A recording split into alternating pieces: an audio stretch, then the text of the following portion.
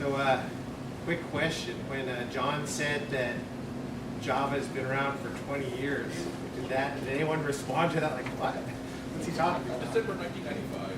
Yeah. Yeah, that blows me away. First, I thought he was off by about 10 years, but no, actually, it's about 20 years now. Wow. All right. Okay, so we're good on that one? Okay, so my name is Willie Wheeler. I'll talk about, actually, I don't know how to pronounce this as I was telling some other people, but I'll talk about Spring Data JPA, REST. Is there anyone who knows? One person said HATEOAS or HATEOAS. I don't know. Anyone know how to pronounce that word? HATEOAS? Okay, I like it. So I'm going to speak on Spring HATEOAS as well. These are all portfolio projects within Spring and fairly recent-ish. I've only been using them for probably about, I'd say JPA for probably about a year, Spring Data JPA, and REST for a little bit less than that, and then HATEOAS as well. But now I'm using them quite a bit. They're really helpful, and hopefully at the end of this talk you'll have a sense of why that is. Sorry to cut it. I'm going to mic you if you don't mind. Okay, yeah, it's yeah. kind of hard. We were going to get away from there, but it's kind of hard to hear back. Yeah. Not the one to Let's see. Okay. I'm going to have to calibrate here. Let's see. Okay, so can you guys hear me in the back? Okay. So as they mentioned, I'm an engineer with Expedia. I've been with Expedia for probably about, I don't know, 6 or 7 months now. So still pretty new to the company, but I'm feeling settled in by now.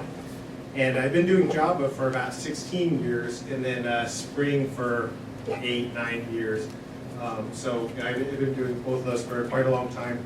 A guy named Josh White and I put together this book, Spring in Practice. It's the one that we just put out there. So for people that have looked at it or will look at it, I hope you enjoy it. And at Expedia, the thing that I work on actually at my last company too, it's an area of interest of mine, is continuous delivery, DevOps. I'm just a big fan of that domain, so I've been doing quite a bit in that. Okay, so this is not going to be one of those 120 slide PowerPoints. We're almost at the end of the deck already. I'm going to go into a little bit of background on Spring Data, just kind of explaining, kind of elevator speech about what it is. And then pretty much the whole talk, it's going to be code. And then I thought that the raffle would be at the end, but it sounds like the books part, that was now. So far nobody left, so that was good. And then the Expedia travel coupon will be at the end. That's, I think, at $500, so that'll be good. And the last thing I want to say is, as far as questions or comments, you don't have to wait till the end. And if you have something that's challenging, right, like you're kind of worried, but you don't want to say something challenging, don't worry about that. Just say whatever you want. A lot of times those actually end up being the best conversations.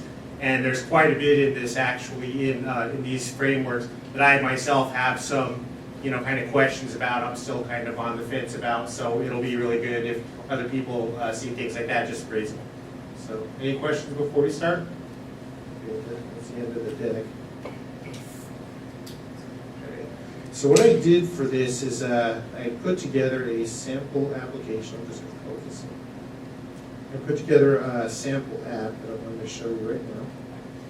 And this sample app is it doesn't have any Spring data whatsoever. It's just a forum app. So something that pretty much everybody's seen before. This one's a math forum. So I have a bunch of different forums here. This is on GitHub, by the way. So if anybody wants to look at the sample code, feel free to download it. So if you go into this forum, it's set up, I don't have any security on it, so everybody has all permissions to delete messages, whatever it is. So here's a form here. I can create a new thread. I can look at individual messages, just kind of things you would expect to see. Has anyone ever heard that story about Archimedes? About how he burned down the ships and all that? I guess it's a false story, or at least it's rumored to be false, but this is depicting that the sun, like Archimedes, took the sun's rays and burned down the Roman ships with them, so yeah, that's what that is. Anyway, so it's a, I can post a reply here.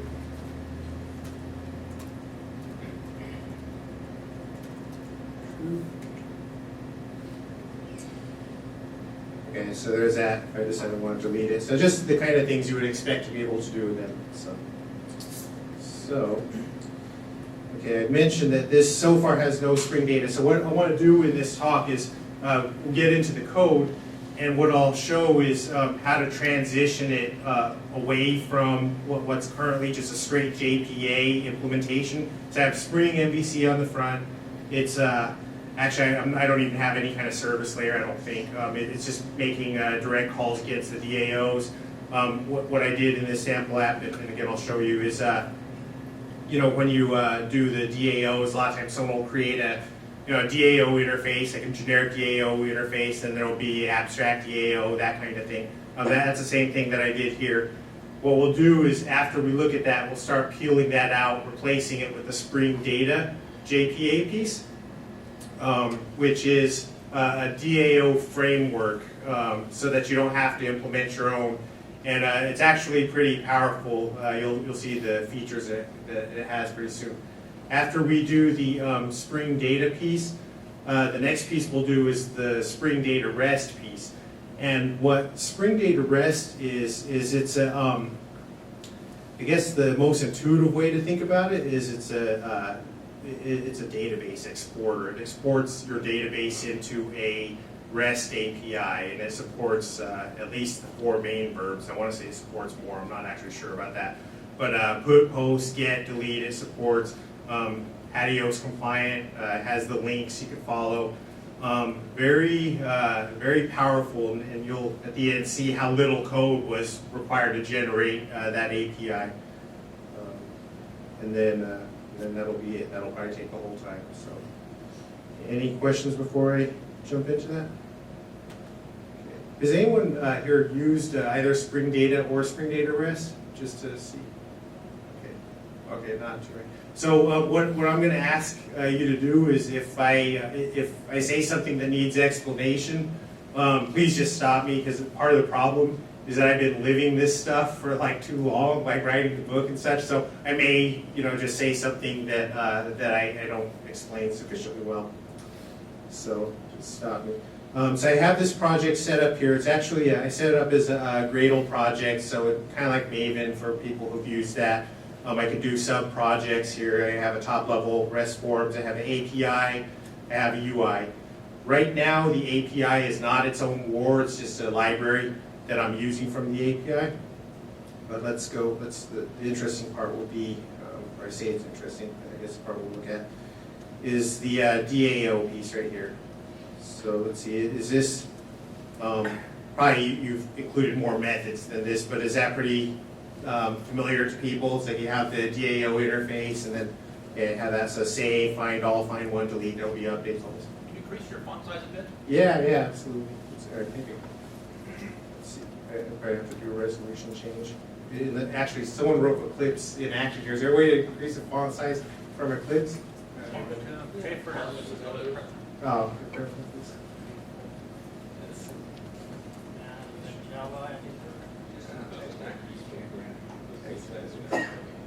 Yeah, hey.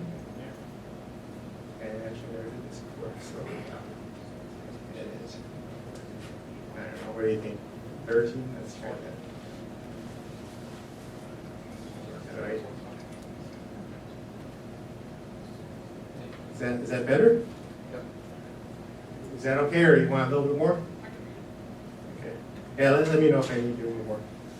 Okay, so so that's pretty typical. The other thing here is there'll be some kind of abstract interface. Oh, by the way, just before I get too far into it, let me. I'm using something called Project Lombok here, which has nothing to do with Spring at all. Has anyone ever heard of Project Lombok? Okay, it's kind of a weird thing. I'll show you just a bit, but what you're going to see is you're going to see weird things like this SLF for J. That automatically makes a log or SLF for J logger available to you. This data piece here, it automatically creates getters and setters for you. So I only have to put in the you know, the fields here like long ID, string key, string name, but if you look at the methods, it automatically puts those methods in place for you. So I just didn't want to have to type all that out every single time, so that's what that is. It's not related to Spring Data though. Okay. So anyway, this is the implementation of it. Pretty standard entity manager. You know, I do use reflection to figure out what the type parameter is, and then implement these in a generic way. And then the forum DAO, you know, some kinds of things you might expect to find a list of forum summaries, find a forum by its key, find a forum by its moderator, that kind of thing. Okay, so what I'm going to do, I'm actually going to, so that was the base. What I'm going to do is, because it's not going to be practical for me to like type every bit of code between now and then, plus probably I couldn't do it anyway. What I'm going to do is I'm going to go to certain checkpoints so I don't have to type in all the boilerplate like the Gradle dependencies and stuff. So the first thing I'm going to do is check out Spring Data Java start. Yeah, so get to a starting point. Okay. So first grid here. Okay, I'm going to start with the user one. Let's see here. I'm just going to get rid of the user. Yeah, this one's pretty simple because all it is all it has is just one method here that it's using, one custom method. So what I'm going to do is I'm going to rename this to user repository.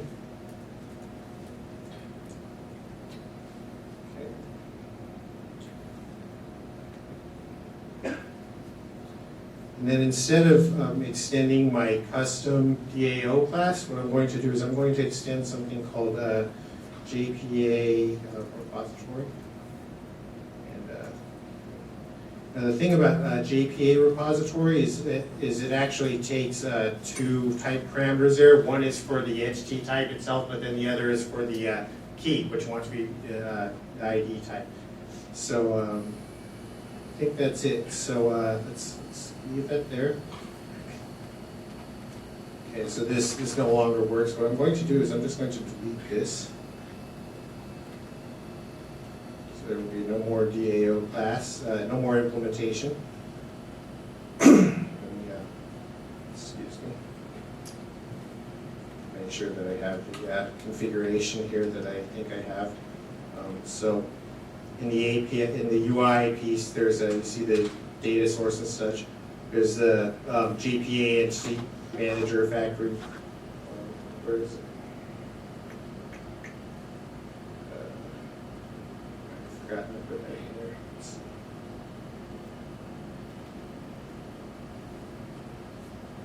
Okay, so I'm going to need to put in JPA repository, so I can do that.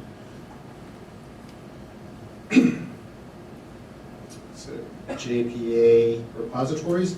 So this is kind of like a component scanner when you component scan for repositories and such, except what this does is it tells it that I want to create JPA repositories. So I'm going to say REST forums API where's my packaging, right? So what it's going to do is it's going to scan this package here for anything that extends a Spring Data JPA type, known type there. I want to say that's it. Let's try that out. If it doesn't work, maybe we'll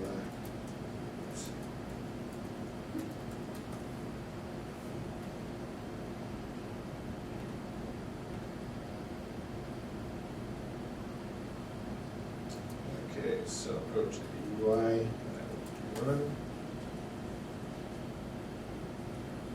Okay, so what it's what I'm getting ready to do right now is show that I can still load user information, find user by username based on that that DAO. So I'm going to click on this person here.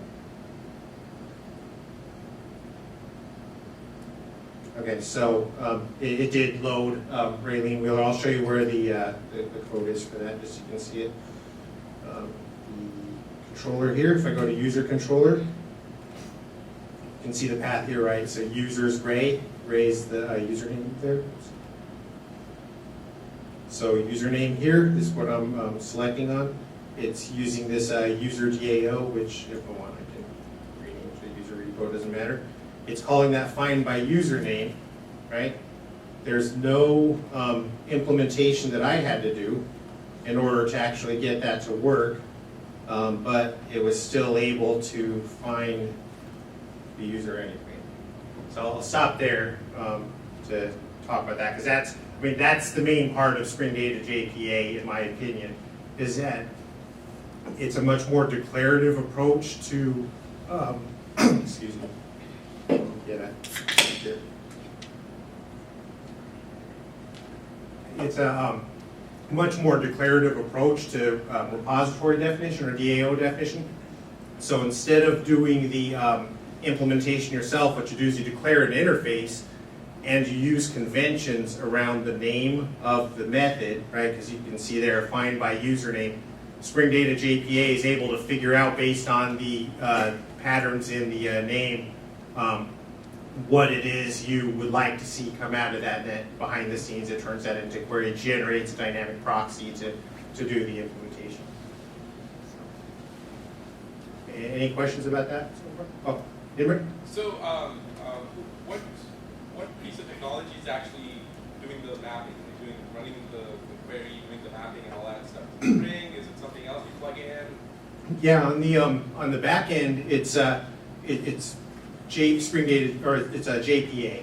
Right. So one of the things that I actually had to change about my coding practices in using this is I used to always use the Hibernate API directly. And in fact, I was very ignorant of JPA. I would, Hibernate, obviously, you can use the JPA annotations, right? It's a Hibernate, it's a JPA implementation, so you can use the JPA annotations. I thought I was using JPA and all that, like entity manager stuff and all that. I didn't know what that was. I didn't care about it. And I discovered afterwards that no, there's actually two different senses in which you can use JPA. One is the kind of the trivial sense where you use some annotations. The other sense is JPA is really, obviously it's an API that sits in front of specific providers. Probably Hibernate's the main one, but I know there's like a Eclipse Link or there's some other ones as well. And Spring Data JPA requires JPA on the back end. So that's what it's. Does that answer the question? Yeah. Okay. Any other questions about that? So okay, that was the easiest case. Let's go through another one. Let's see if I can find the second easiest one. Let's see. Get to paging in a bit. Okay, I think post DAO, that looks like the second easiest one. It's just about the same thing. So let's go ahead and do that one. Okay, so post repository, just so you can see it again. Post repository. And what ends up being the case, and we'll see it, is a GPA repository. It ends up being very streamlined.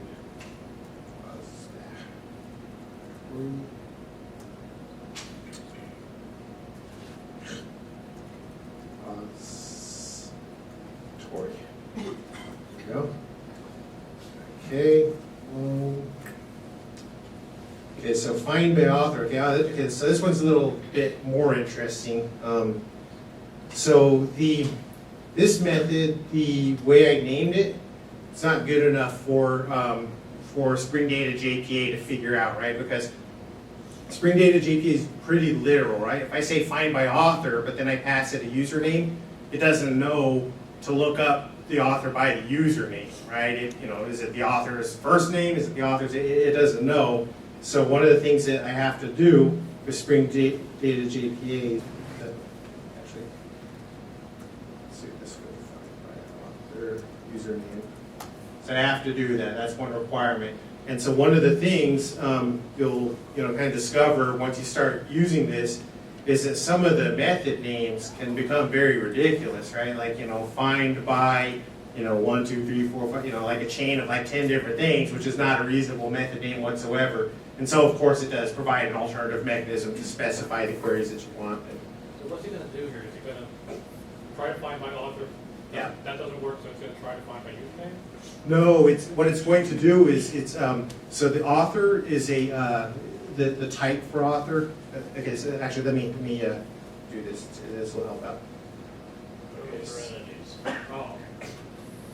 It's just dot notation. So the author happens to be a user, right? So it'll say, hey, this post has an author, and then I'll follow that down. Oh, by the way, I forgot to do this, but I can do it now. Let's see.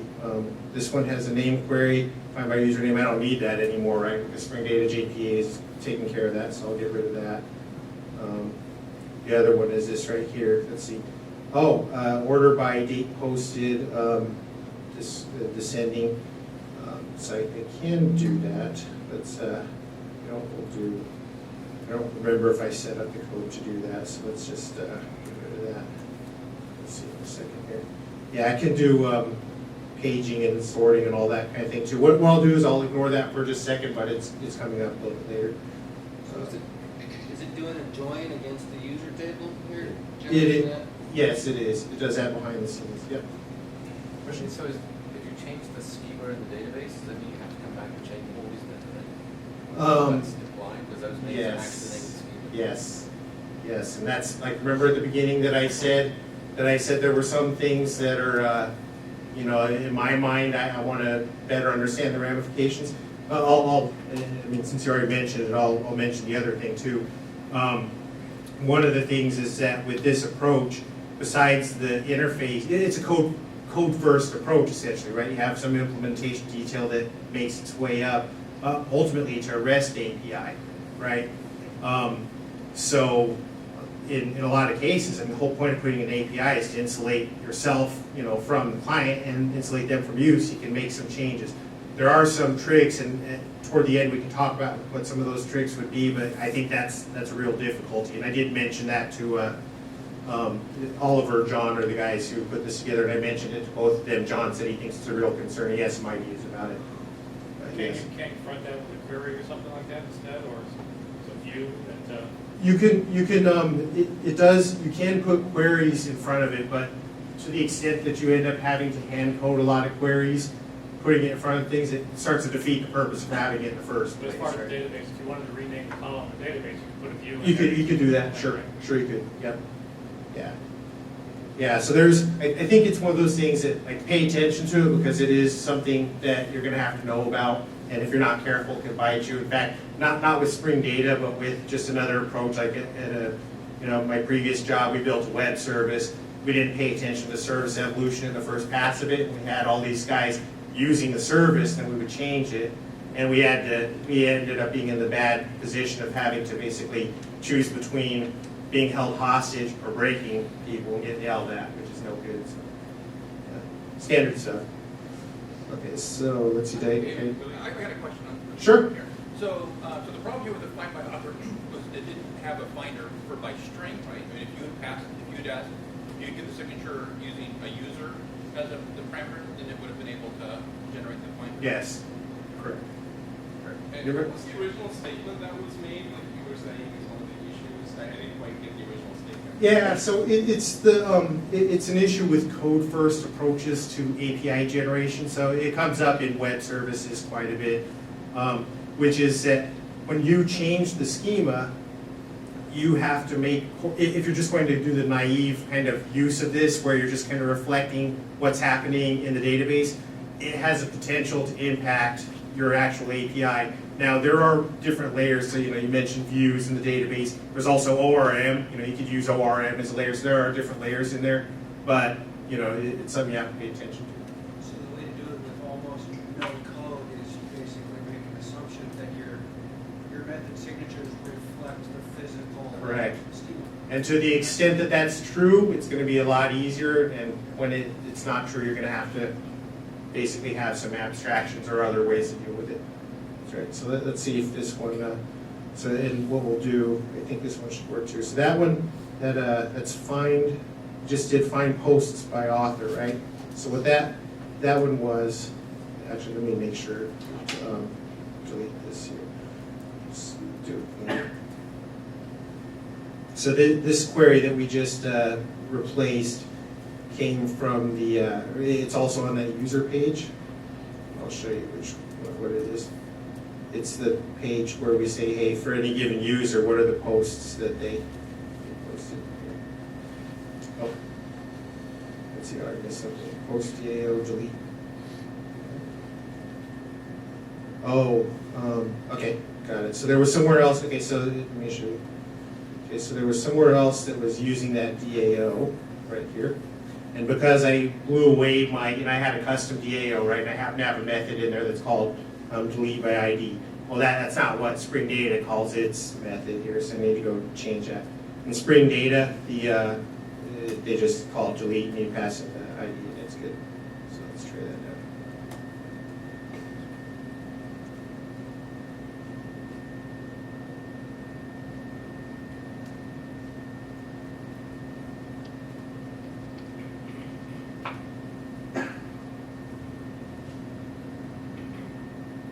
Okay, so you can see a couple things happen there. So the first is this is still working. Second, I don't know if you saw, there was a little glitch there, right? Because I'm not ordering it anymore, so it's not using the same. It turns out that these all have exactly the same timestamp, and they were being ordered by ID.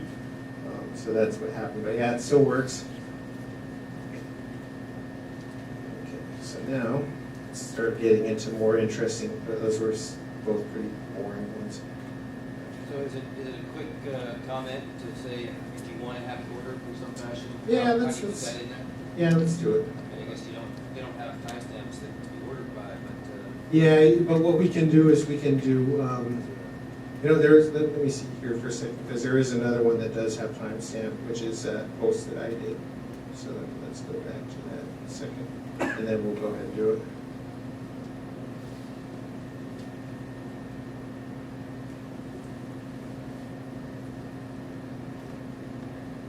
All right, so let's go here. Oh, I'll just go underneath. Let's go back. So here, so right now, this is not ordered in descending order. In fact, it looks like it just happens to be ordered in ascending order. Well, actually, yeah. So what we'll do is we'll flip that. See that right now. See what's involved in that. So one of the things that I mentioned a little while ago is that Spring Data, both JPA and REST, provide support for pagination and sorting. Sorting obviously is useful in both those contexts, but pagination, actually pagination is too, but pagination is especially nice if you're putting together an API where you want to limit the usage of it, right? You don't want some guy, making, millions of calls per day or making huge calls. So pagination is a nice way to help out with that. So what we're going to do is we'll do this, sort. Okay, so it takes a sort parameter if you wanted to, and that takes care of that. Now, let's see what we just broke. Okay, so what we'll do, this is that weird thing I was talking about, that the Lombok. Okay, so new sort. So it's that.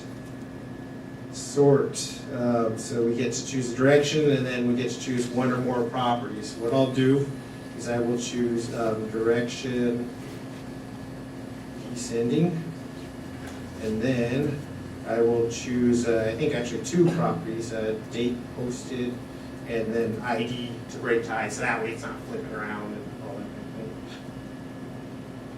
of thing. Okay. Does that make sense what I did? Explain that now, Yeah. Okay. So again, this isn't necessarily part of Spring Data, but probably I wanted to give a little extra, I guess. So it's part of that Lombok, that project Lombok, and what it does in this case, it's if you don't want to explicitly declare the type of the thing that you're doing, you just want it always to say val, whatever. As long as you're good with that thing being final, which a lot of times that's great. Instead of sometimes you see someone writes code, maybe someone here does it, and I'm not saying it's bad, it's just ugly, right? Where it says final everywhere, right? This allows you to have final semantics, but you don't have to type final everywhere. So, yeah, it's just this crazy thing. I just ran into it probably about a month ago or something. It has some caveats, but I love it. I mean, you'll have to read about it. The caveats are basically that at build time, it knows about the internals of your JVM. It's tied to the specifics of certain JVM. And now, once you've got the bytecode, that's all gone. But, yeah. So yeah, the plugin like knows about the internals of Eclipse and all that kind of thing. So that's how it's able to figure out if you just have private, fields, still Eclipse knows that you have a bunch of methods. Yeah, but it's really useful.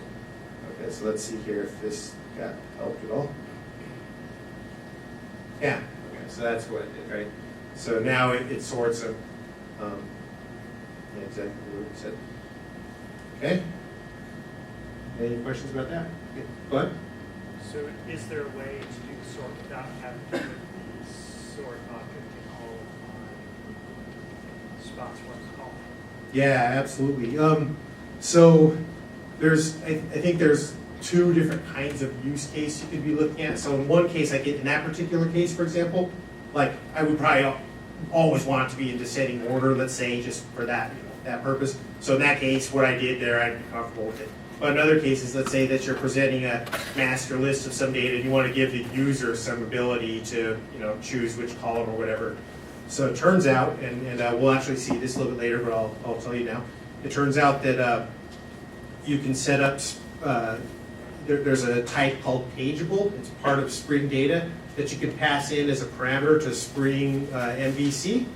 And that pageable, what it does is it reads HTTP parameters around the sort, order, page, the page size. It just reads in all this kind of thing and automatically converts that into the paging information and the sorting information that you pass to those methods. Does that make sense? So it essentially collects the HTTP parameters into the sort object and then pushes them into the into those Spring Data methods. Okay. Any other questions? Okay. Just a high level question. Sure. Just to back off, what's the primary goal you think for this GPA? Why is this pattern better than writing SQL? What are you trying to? What are you actually winning on here? What's the big win that? It seems like it's just kind of a different way to write your code, right? So why is this much better? Yeah, that's a good question. So actually, the question about why is it better than writing SQL, that's actually not the domain that this project answers. It's a subtle difference. So what I would say is that so ORM is really what the alternative you're talking about, right? So why is Hibernate better than writing straight SQL? And then what this is doing is, okay, let's say that you've already decided you're going to write Hibernate or you're going to use JPA of some kind of ORM, right? Why would we want to use a framework to build the DAO instead of having our own? So let's take both those as separate questions, right? The ORM piece, there's definitely debates you can have either way. I think the way I've, in my own head, thought about it is I'm just better at doing, as a Java developer, I'm just better at doing like Java dot notation, all this, and I think probably a lot of developers are. Certainly there's a lot of developers who are good at SQL, I'm not one of them. But there's that, and there's the whole thing where if you can specify what you're wanting to do in high enough level semantics and then leave it up to smart people who do this kind of thing for a living to turn it into actual SQL. So that's one kind of thing. Another one is where you can change providers because you're working in a more abstract language. So yeah, and then as far as the repository set and such goes, it's just code savings ultimately is what ends up happening, and the less code you have, the less stuff it breaks. So any other thoughts on that? Go ahead. Doesn't Spring Data have some part to do though? Didn't the project come about to be able to deal with big data as well? Yeah, I don't know about its origins or anything, why it came about, but there definitely are providers for other than JPA, right? So I believe there's a Hadoop provider, but there's like Neo4j for sure. There's MongoDB. I think either React or Redis one. So then it becomes like a framework that gives you that stepping stone. Yes, and that's more of the why Spring Data as opposed to custom framework, less around the SQL part. But yeah. Did you have a question? Well, the other advantage it has over using Hibernate or JPA is that you don't have to learn the expression language. So whereas normally before, if you need to do a query on a particular field on a different object, you have to use it in the expression language, the dot notation in the expression language. Here, you can just specify it in text in the method name, and it'll figure that out for you. I'll put a caveat on this. I think that's right. There is one caveat, which is that with any kind of non-trivial queries, what ends up happening is that the method names themselves start looking like query names, and they become so ridiculous that you end up needing to learn how to do the query language too, so that you don't have like, a method name that long. But I think it definitely makes it a lot cleaner, where you don't have to do that most of the time. I'm wondering if we've come full circle. We take the SQL and everything out of code, and that didn't work out, so let's kind of put it back into code, but now it's patterns, right? What's your opinion on that? I didn't understand the question. So the whole idea of kind of using annotations, mappings, all that stuff is to externalize all that stuff, right? So that your code can evolve separately from your schema, your database, all the definitions and all that stuff. But it's not, now it's like we're sort of going back to doing the same sort of thing where they are bound together, except it's naming conventions instead of actually doing Oh, I see.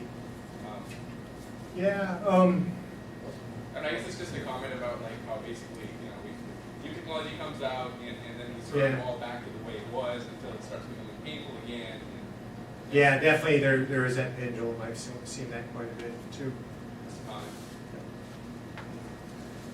All right, so let's see here. So I have a little bit of time. Let me I'll do one more that's more interesting now before, and then we'll just jump into the Spring Data REST one. So let's see here. Let's do the let's do this one, since that way I only have to do one method instead of 3. Okay, so finds thread summaries by forum. Let me show you what this method is first here, what it does. So what it is that when I go, oh, here it is. No, that's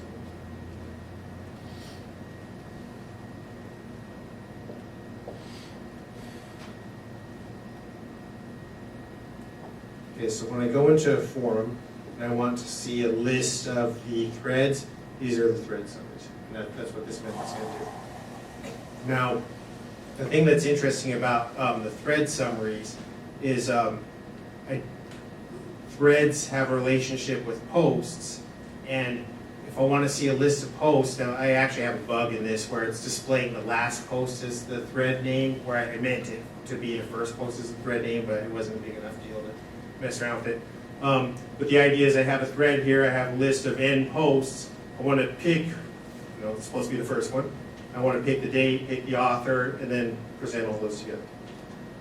It turns out that, and I didn't expect this, but it turns out that that's actually not a totally straightforward query. I found out on Stack Overflow that there's a whole category for exactly that kind of query, which I forget what the category is called, but it's when you have a bunch of groups, like threads or a bunch of groups of posts, and you're trying to find not the maximal value of one of the field, but you're trying to find the maximal record, right? Like a record that has that maximal value. Well, it turns out that that's a not totally easy thing to do, and I didn't know how to do it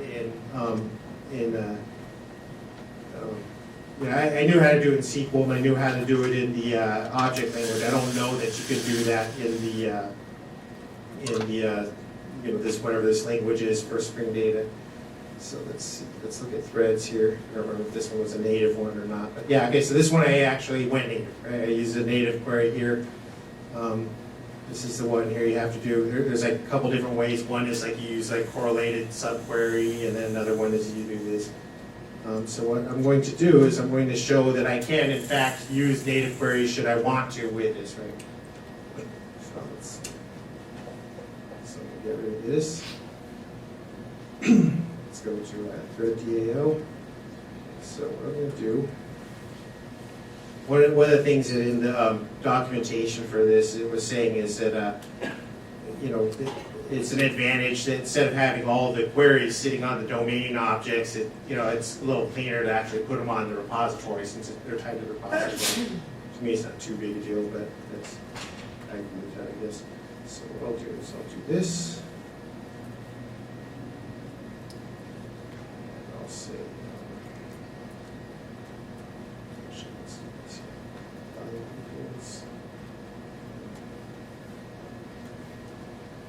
native query equals true. So this is kind of an example of what I was saying a little while ago. Like sometimes you end up still having native queries, but a lot you want that ability. Right, so let's do this. So would that be native query in terms of just SQL or native query in terms of like Oracle SQL? No, native in terms of just SQL. Just SQL. Yeah. But I mean, it gets past. It just gets Actually, JPA, I know JPA and Hibernate, they both have like a dialect mechanism, and I don't know exactly how that works on the back end, but my guess is it does some kind of translation. So. Only for objects. This will pass as is. Or complete, you have to be. You gotta use ANSI. Probably. Answer is allowed. Yeah, of course, prefer. But it will not switch.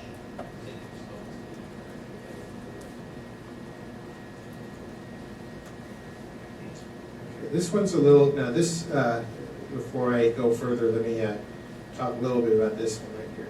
So this thread summary, the way I implemented this is a DTO, right, a value object. Because like I said, there's not a specific entity that has both the thread and the post. Now I could have denormalized it and had the post information of the thread, but I thought, okay, probably someone will call me out on that if I do that, so I didn't do it. So instead what I did was I created this value object. Now there's a couple of ways to do this, and I did it the way that I don't actually like as much. Like it's probably not the way I would really do it, but it's just a lot easier to do, and it's probably made for a simpler presentation here. So there's a couple of options. One is on the repository itself, I can do the mapping that takes those entities into the DTO, right? There's an extension mechanism that Spring Data JPA supports. I'm not going to go into it. The other approach I could take is to just return the list that has the object array in it, right? So this thing's pulling out the ID, title, views, all that kind of thing, and then stick a service in front of it that sits outside of Spring Data JPA that does the mapping. Like I said, that's not the way I would probably want to do it, but that's what I did here. So I'll show you to do that. Okay, so now because I've attached a query to this, like it doesn't matter what the name of this method is, right? So that if it, if I were going to try to characterize that in a method, clearly it would be a ridiculous method. So let's see this here. Okay, there's actually two things I did here. So let's see.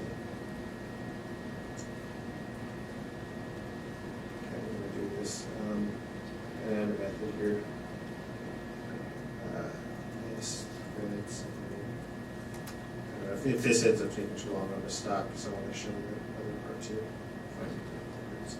Form.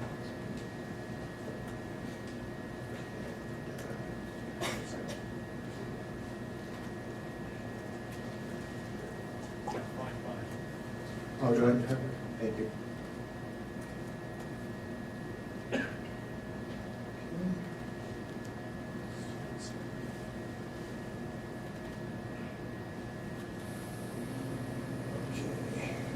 That. Let's see, we have this here, summaries.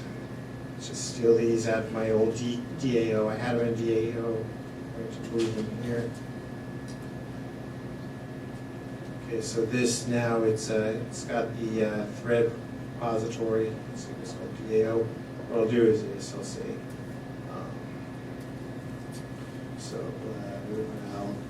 results equals thread DAO find. So there's a form ID, so that's going to be the list of objects, and then return to summaries results. So this is the mapping, right? It's going over that, trying, killing all those guys out there. Okay, now, let's see. So let's see. I need to save this.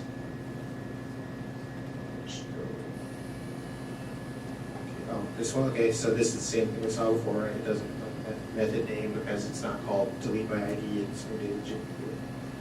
Okay, so that takes care of that. Now there's one little detail. Let's see, so one detail here. So let me think of where this is actually being used. Find ones, initialize posts. Okay, so what Right now, I'm going to suppress this just because I want to get to the Spring Data JPA, but I'll show this method working. What this method does is it's when I go to a specific thread view and I want to see that list of posts that are in the thread, it essentially initializes that list of posts. So I'm not going to worry about that right now. In fact, I'm just going to delete this DAO.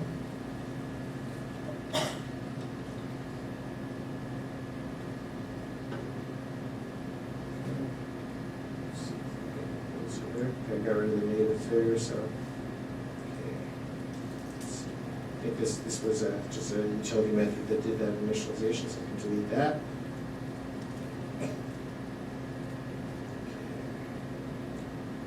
All right. Let's see if the UI. UI is good.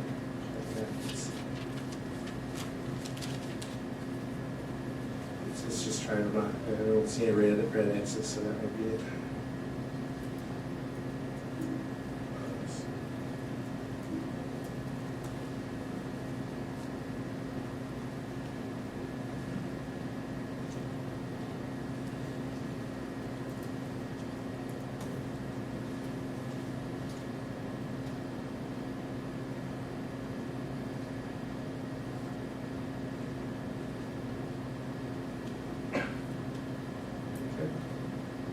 Okay, so this is that list of grade summaries.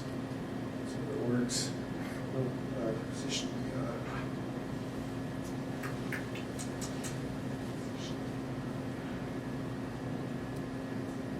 one base doesn't something.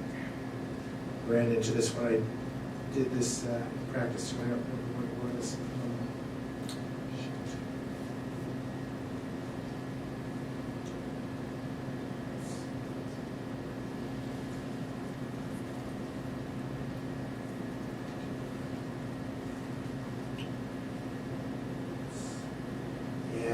What that issue was.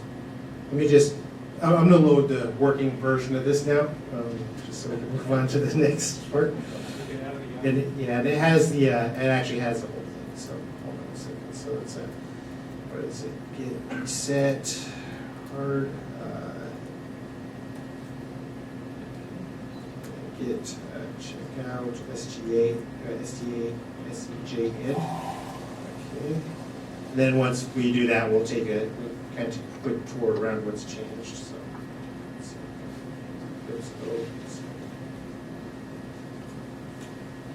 okay, so the end result. So that what I was trying to do is right here.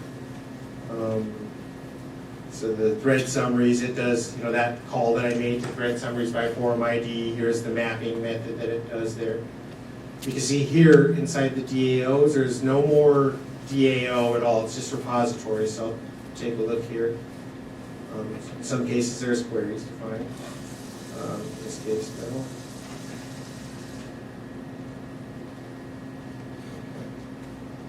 And in those cases, those were fairly complicated queries. But for the vast majority of queries that you do, they're just like these kind of simple things like find username by or find by username and such.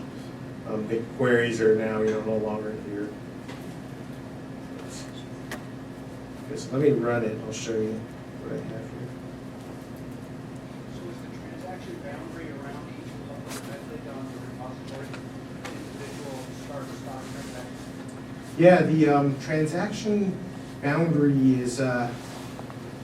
So that's actually a good question. The Transactional at the declaration level. Yeah. So if you put it, you can definitely, if you want to put a service in front of it, right? So if you want to deal with like multiple repos, then obviously you can put it in there. In this particular case, I wasn't doing any of that. So the transactional boundary is just when I go in the method, then when I come back out of the method. Yeah. Yeah. Yeah, and it does, you can do things like there's a lock mode annotation. There's some things you can do to control more fine grain. So let's this first. So I don't remember what the issue was. I ran into that before too. Okay, so now this will be kind of curious here, right? So you see there's only four forums there. So one of the things that I did, and I'll show you the code for this, I put pageable in there. So if you look at pageable, right, we'll look at this for a second. I can pass in the page parameters, I can pass in sorting, right? So this is saying sort by name, sort the, by the direction is ascending. If I want descending by name, right? If I want to say the page size is 3, I can do that. If I want to look at page 2, I can do that. And let me show you the code that's involved because it's very small. So that was the forum repository. So what I did was I put this object called pageable on the forum repository method. That pageable again is what has the sort direction, it has the the page number, the limit, page size, and then inside the controller for that home page, here's that thing I was mentioning, right? So just comes in as a method into Spring MVC. It knows how to turn those parameters, HTTP parameters, into that object. So is this part of Spring Data REST or Spring MVC or Spring Data? Pageable is part of Spring Spring Data, and this piece, the ability to handle pageable. My guess is that there's some kind of handler that's part of Spring Data JPA that you put in the configuration file that knows how to handle that. I don't know if Spring MVC natively knows how to handle that. I wouldn't guess so, but I don't actually know for sure. Imran? Can you do like a custom sort order, say based on like a field or something like that? Yeah. Interface? Yeah, definitely. In fact, I showed that earlier where I had, oh, I'm sorry, you're saying that, you're not talking about selecting fields custom, you're saying that like if you had some alternative way other than like alphabetical order, it would have to be something that the database knows about, right? Because it translates into an order by on the database side. Say a little more about how the paging is actually working. What's the page based on?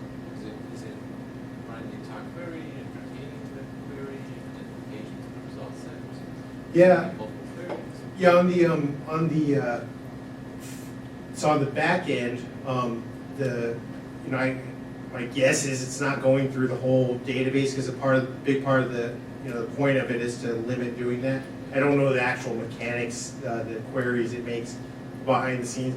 On the front end, essentially, it's you say, hey, I want to divide my data set up into so many chunks, and here's this chunk that I want to look at, and then the SQL guys who know better than me. There's some way to top or limit, whatever it is, to specify which ones you want. Wouldn't you need to know that to correct? I mean, if that data set changes, I guess that's what I'm Yeah. asking. What happens if the data set changes between Yeah. page 1 and page 2? Yeah, then you're going to get inconsistent results, right? But that's not a Spring Data thing. Well, That's just if you were getting it from the database, if you got the whole result set in page 30, you would. Correct. It depends on what happened. correct. Yeah.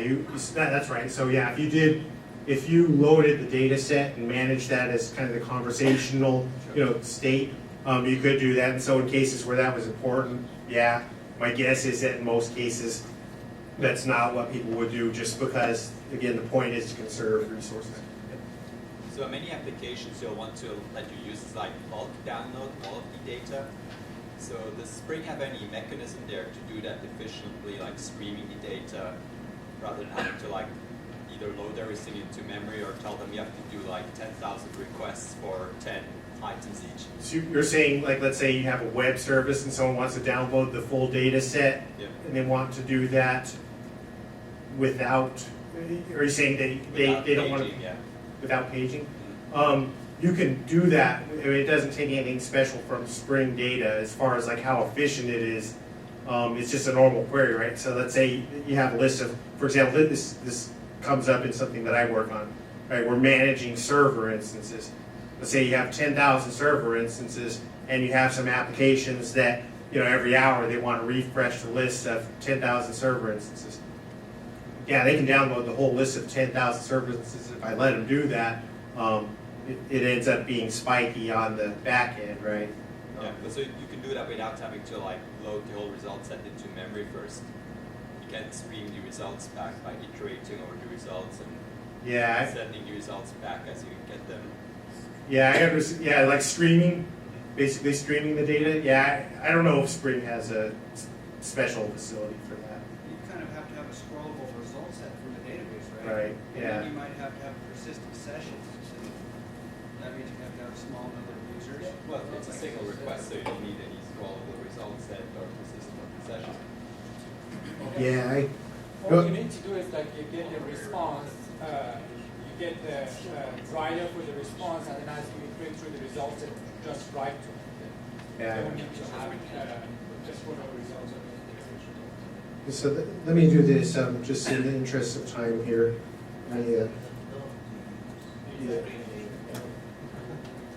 So I'm going to check out the, actually I'll just check out the ending point because we'll do a tour. So it's Spring Data REST.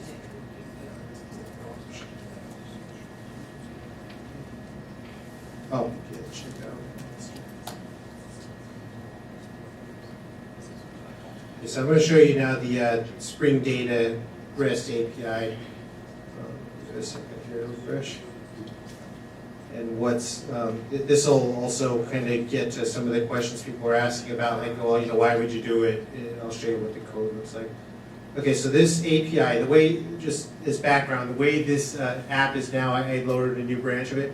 It's now set up as two separate applications, right? The API is its own war, and then the UI is another war that makes calls against the API and set it directly against the database. Okay, so what I'm going to do is I'm going to go into the API.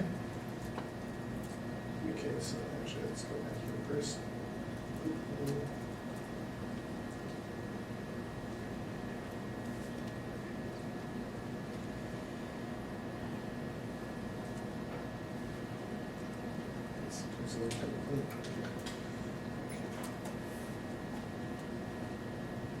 Okay, so while that's starting up, let me show you the code, what we've reduced it to.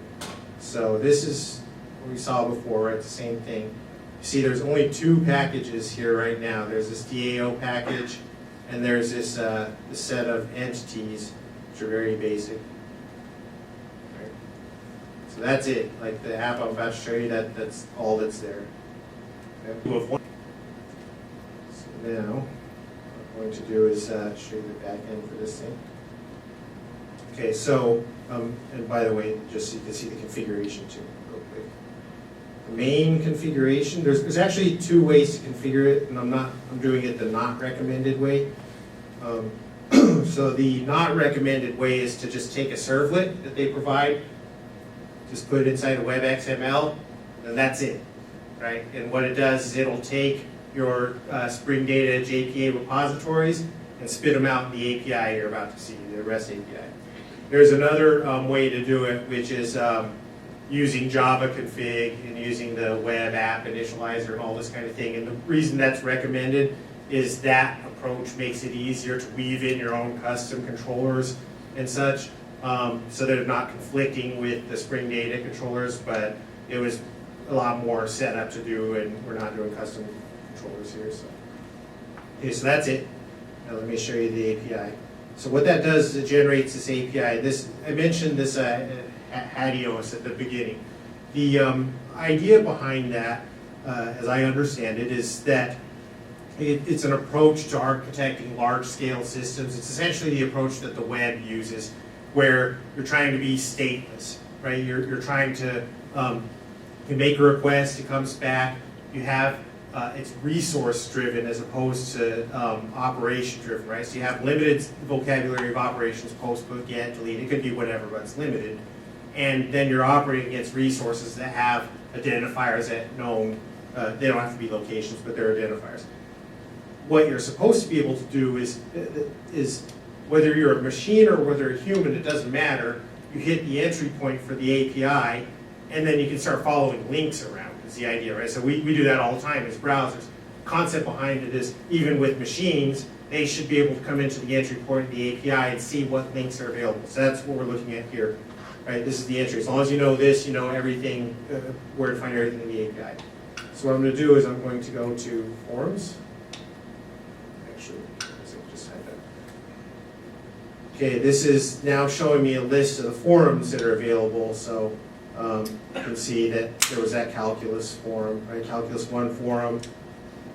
Let's highlight one of them just so you can see the structure real quick. In fact, I can do this. I'll just follow it in. Okay, so here's one specific forum, right? You see that this forum object has really two different sections. One is it has a set of links that are at the top, right? And then the other one is it has whatever fields that it has that are part of that resource. So if I want to look at the threads, it tells me, hey, this is a known name. I can look that up by name. Once I know the name, then I can follow that down to the specific threads. If I want to know the moderator, I can do that. So let's just take threads.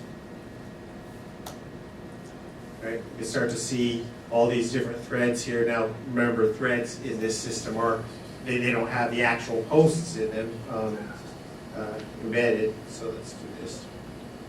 I want to see thread 1 post. Right, so now I can see that thread 1 has 2 posts. You can just navigate the whole thing, like all over the place. Like go wild. So this is REST, Spring Data REST? Correct. Does it have the ability to have different content types? So if you're coming into the machine, you request JSON. If you're coming in a browser, then you get HTML and formatted appropriately? I think right now it's JSON only. I don't believe it supports XML yet. I believe there's something called HAL that I don't know what that is. It's like hypertext. Does anyone know? It's some kind of abstraction over. I don't know if it's an abstraction. It's some kind of alternative to JSON XML. I know there's interest in supporting that, but that's like a future thing they're working on. But with the Spring MVC view resolver, you could just use an accept header and add all the formats you want, probably, right? I don't think this the Spring Data REST knows how to generate anything other than JSON. I believe the JSON's actually built in, like it has a JSON or JSON that you just, it's part of the framework at this time. Okay, so let's look around some more because what I want to show is like, let's say we want to see the custom searches, right? So users. Right. So first thing you can do is if you want to see the schema for a particular particular endpoint, you can see the schema, right? So it says, hey, it has a type, username, first name, last name, whatever. So it has schema. And then let's say I want to know what the searches that are available, right? Because I had those different query methods like find by username, that kind of thing, right? So it generates all these links automatically. So here you can see find by username. Now one thing I would like that if it did, that I know other APIs do, is if it actually said, hey, the parameter you need to know is username, because it doesn't do that.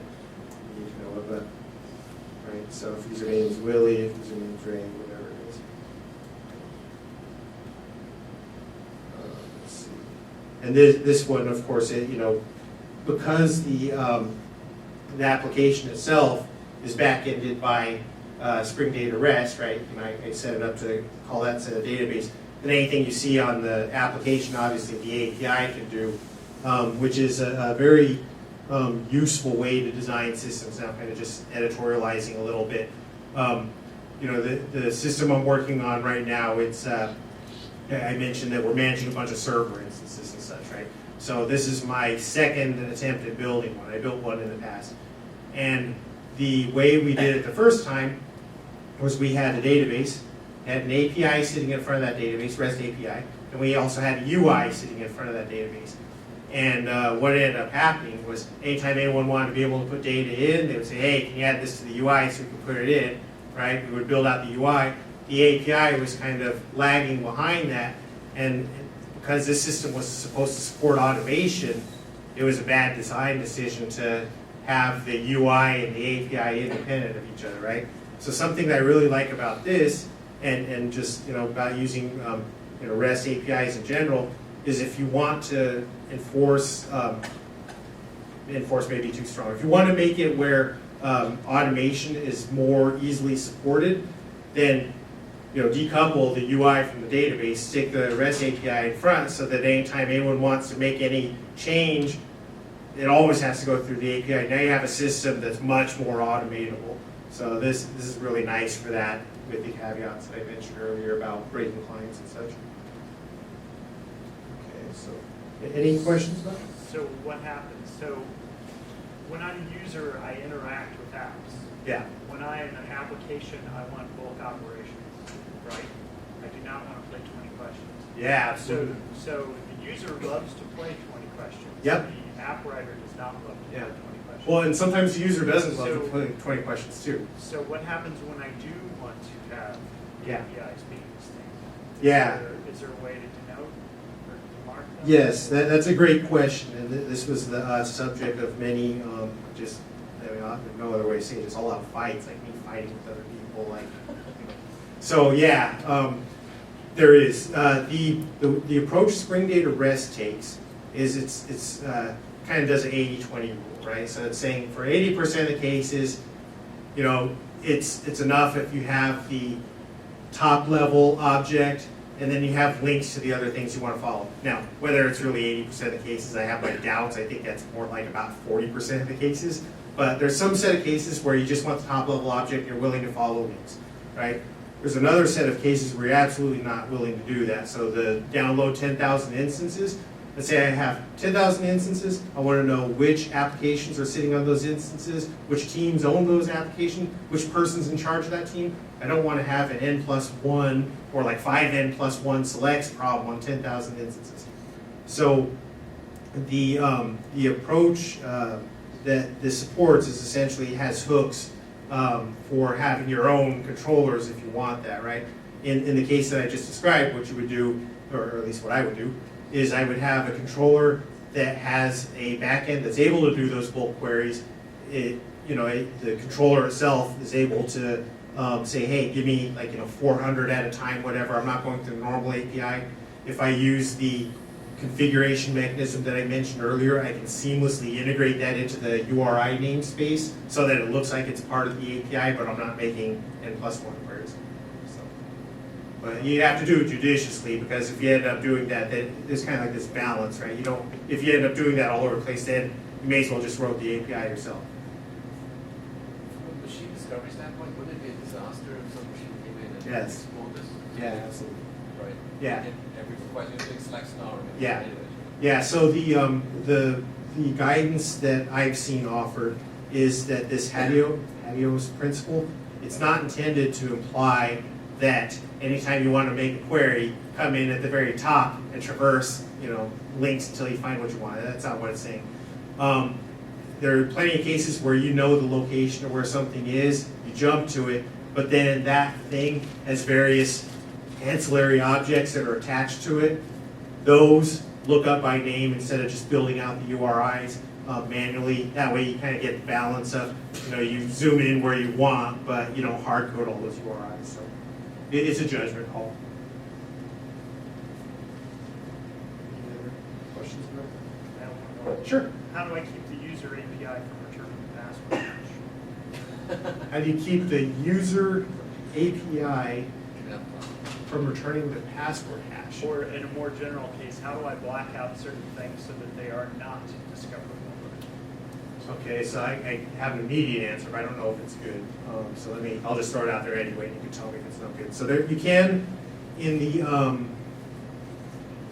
put a JSON ignore attribute on various fields to suppress them from the output. But the problem is that you may want to use that mechanism to actually push the data in as well. So I guess my gut response to that is that you would want to probably have a separate representation that's richer for pushing the data in, or maybe you just write it to the database, or some other way to get the data in. But then when you get the person data, you don't show it. There's other things too. I mean, if you wanted to salt the hash, you could probably reduce risk and just return the salted hash. Or you can actually implement the together and then after together return all. Yeah, sure, that's a good idea. I like that. But then how does your login function? Well, the login would, I'm almost thinking, would you just submit the credential to the service and let it make the decision to just return the yay or nay, instead of having it pass the hash back to the client for comparison? there's different options there. I won't say I know which one's the best one, but there's different options there. Other questions or? So does this work, so in the object relational mapping sort of frameworks like your Hibernate and all that sort of thing, Sure. you ask for, so you have a much more complicated object graph, you ask for your root object through the REST API. Yeah. How does it return all the children then automatically? Is that part of this? No. So you've got to actually go through and fetch all the children. Yeah, that's kind of related to the discussion just a little while ago. So it definitely does not return all the children automatically. What it does is by default, it just returns the immediate properties of the resource requested, and then any adjacent entities as links, or adjacent resources as links, right? So it'll say, hey, you want a person, here's the person's first name, last name, blah, blah, but their manager is a link. And I think there's kind of there's probably two reasons for that. The first one is just from from the standpoint of being generic. That's like a pretty generic, you don't have to figure out like how far to go down. You can just say, hey, here's something you can apply to any situation as a baseline. The other one is that if you go, if you pick some arbitrary, like let's say, okay, we're gonna go 3 deep or whatever, you end up solving a certain set of use cases, but then you create other problems like having this huge object graph that has all these redundant objects in it. If you let it go traverse down to the very edge, you can get infinite loops because the object graph can have cycles in it and such. So they made a decision to just say, hey, we're going to link it up, and then if you want something more than that, then have custom code that either does like custom initialization of those objects, which if you want to look at it, like the sample app has examples of that, so you can do custom initialization. By the way, I lost that fight. I told you I fought with all those guys. Like those guys, I was on the side that would say, no, I should custom implement everything because like different use cases demand different stuff. And they fought against me a lot. And then when I moved to Expedia, I decided they were right, but don't tell them. So you mentioned at the very start that you were interested in the continuous delivery problem. So yeah. Can you speak a bit to how does that, is there any support here that makes that easier at the data layer? The data layer is the big problem. Yeah. The rest is pretty simple, but yeah, absolutely. How do you support that when you've got changing schemas and sometimes the field's there, sometimes it's right. not? Yeah, so there's I think again 2 parts. So one is how does it support it, and then another one is what are the challenges, right? So this thing that's really that's helpful is in these kind of DevOps efforts, at least on my concept of DevOps, and different people have different ones, but I see it as really, you have this pipeline that starts with development efforts, or even, some people say business, right? Goes through test, goes through release, and then ends up in operations too. And what you'd like to see is if you have applications that have certain names, let's say in your development, right? Your development guys think application has such and such names. It'd be nice if the ops guys thought that they had the same names, right? The apps that you're developing are actually being monitored. The servers that the developers stand up at Amazon aren't just sitting idle while you're racking up like $100,000 bill at Amazon. Around here maybe it's good, but so you'd like to manage that. Having a central place to at least integrate data is very useful, kind of for not just like data warehousing, but actually for transactional type of cases. It doesn't mean that it becomes a single record, right? So, for example, you're still going to get LDAP data out of out of LDAP, personal data. But having a central place to put it all together gives your automation essentially integration as a service, right? That's very useful. The problem is the one that I alluded to earlier, which is, it's no good if you just start with a very naive, like, hey, anytime I change a database, I'm just going to change the API. There has to be some kind of service evolution strategy. I don't think it's specifically a Spring Data REST problem. This is just difficulty with designing actually APIs in general, not just REST APIs. Web service APIs introduce special challenges. The thing that I've seen and that I've tried to do is there are certain kinds of changes that you can make that are breaking and certain kinds that are not, right? So if you add another field, but it's an optional field, right? Maybe in the future you want it to be required, but you're not ready to break everybody, so you add it as an optional field for right now, and next quarter you'll change it. give people a heads up. That's good. If you delete a field that people were using, that's bad, obviously. In my opinion, you want to have some combination of, yes, we can make certain kinds of changes that we know from an engineering point of view are unlikely to break people. On the other hand, we have to have some kind of versioning capability.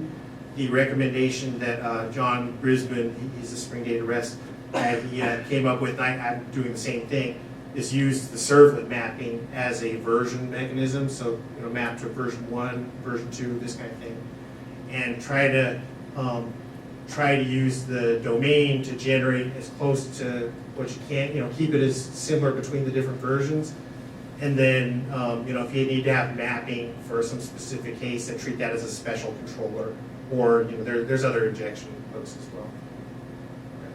Like with XML, you could put XSLT in front of an endpoint and then, transform it. Here, there's no XSLT, but you could do the same.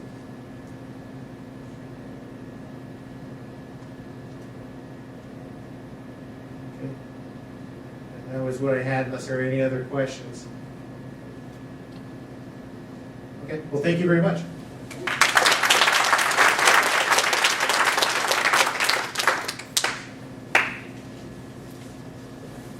Oh, that $500. So I do have a question, though, Okay. just a general question. So what about debugging? There's a lot of auto-generated stuff happening there, right? From your personal experience, debugging and performance, what are some of the techniques you can employ or tools you can use, or how would you do that? Yeah, so I don't know if I'm allowed to say this or not. I don't actually use debuggers that much, but I've seen other people say the same thing, so I don't feel so bad. The auto-generated stuff is not code generation so much. It's like dynamic proxy. So this is kind of a general thing of Spring. There is some level of IDE support. So for example, I don't know about with Spring Data per se, but like where you have AOP, you could set it up where you can see what's being advised by what. It provides visibility. It's not quite debugging. The other thing with Spring Data REST and that kind of architecture I was talking about, where you have the UI sitting in front of the API, that's actually been really helpful to me because a lot of times I'll be working on the UI. UI is not doing something that I expect it to do, and because the API is readily available, I can just go hit the API endpoint and see, hey, well, does the API get it right? So at least at that course grade, you could triangulate on the problem pretty quickly. But, yeah. So yeah, I'm not a sophisticated debugger, so probably someone else has a better approach. Do a lot of log. At least I don't do system out. I do a lot of log debugs. Any other questions?